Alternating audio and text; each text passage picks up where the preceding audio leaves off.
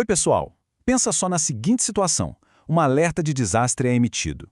O que será que acontece dentro de uma escola nesse momento? Pois é, a comunicação vira peça-chave para a segurança de todo mundo ali.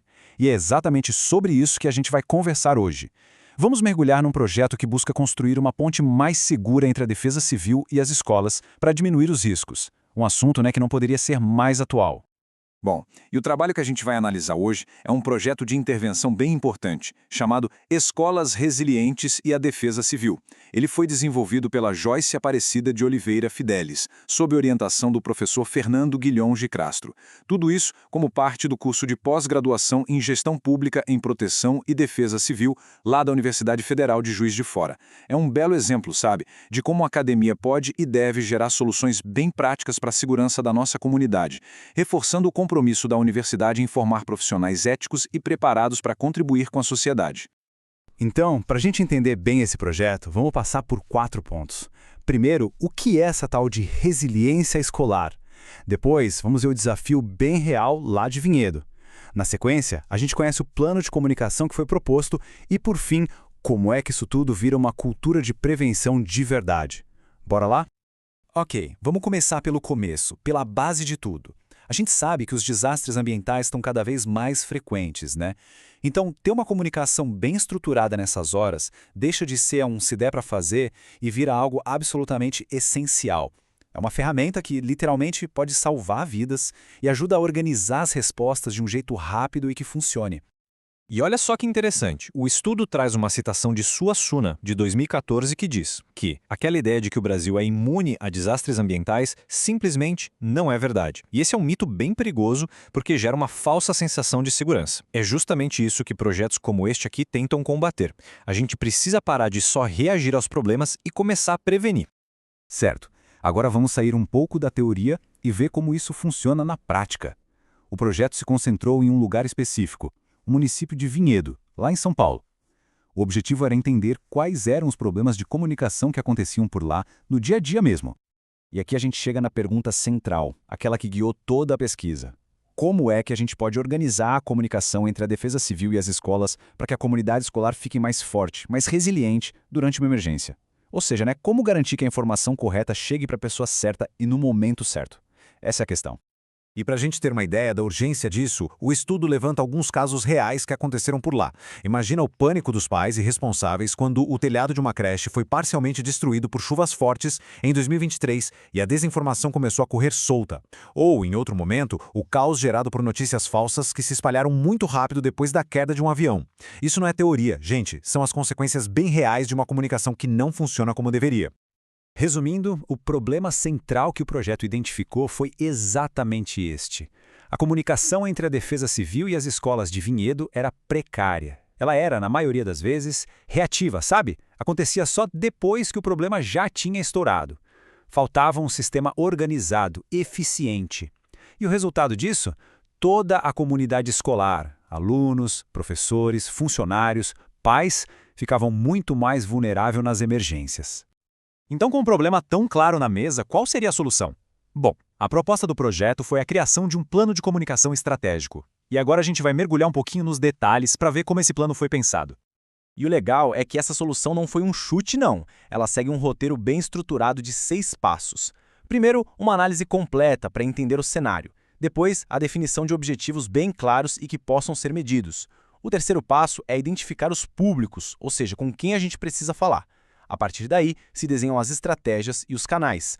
Aí vem a execução, que é colocar tudo em prática, e por fim um passo fundamental, o monitoramento, para avaliar os resultados e ajustar o que for preciso.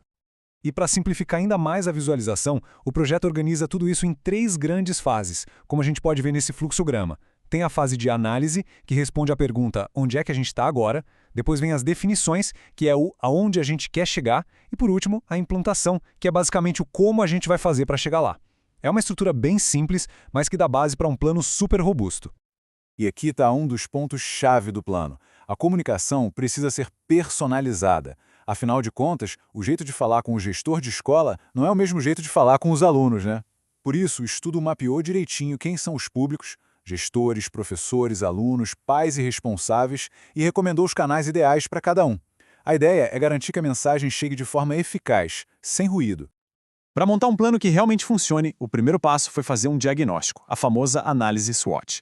Olhando para os fatores internos, o estudo identificou as forças, como, por exemplo, o fato de já existir um elo institucional entre a defesa civil e a educação, mas também apontou as fraquezas, e a principal delas era a falta de um protocolo de comunicação padronizado, o que levava a uma comunicação muito mais reativa do que proativa.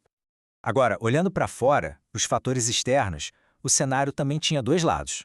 Por um lado, grandes oportunidades, como a conscientização cada vez maior do público sobre as mudanças climáticas e o interesse das escolas em projetos de cidadania.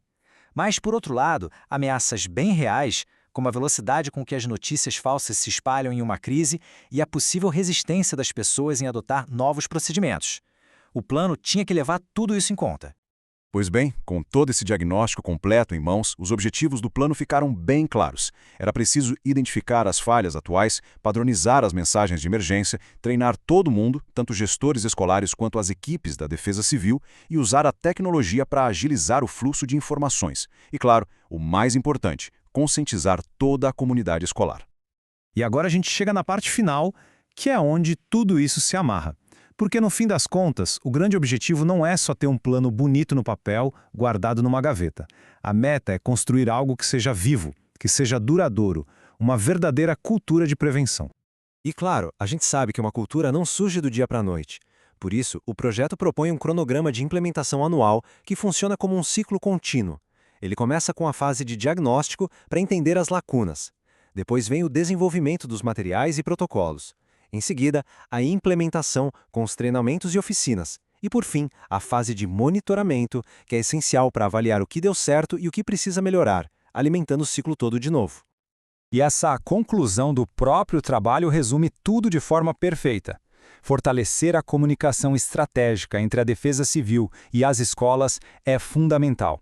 É o caminho para a gente consolidar uma cultura de prevenção e, com isso, aumentar a resiliência no ambiente escolar. Não é só sobre alerta, é sobre construir uma base sólida de segurança. E qual o tamanho do impacto disso? Olha, em Vinhedo estamos falando de mais de 38 instituições de ensino. Isso inclui creches, escolas municipais e estaduais. Ou seja, é um plano que tem o potencial de beneficiar diretamente milhares de pessoas, tornando o ambiente escolar muito mais seguro para todo mundo. Bom, para a gente encerrar, é importante reconhecer a qualidade e a relevância de um projeto de intervenção como este. Ele é um exemplo muito claro de um trabalho acadêmico de alto nível que não fica só na teoria, mas que contribui diretamente para a construção de uma sociedade mais segura e mais resiliente. Só um aviso importante. Este material que apresentamos é uma síntese automatizada do trabalho original, feita com o apoio de inteligência artificial para trazer os pontos principais de uma forma bem objetiva. E se você gostou de conhecer esse projeto e acha que informações como essas são valiosas, que tal apoiar a divulgação? Siga o nosso canal, curta o conteúdo e compartilhe com outras pessoas. Assim, a gente ajuda a levar esse conhecimento adiante. Muito obrigado pela companhia e até a próxima.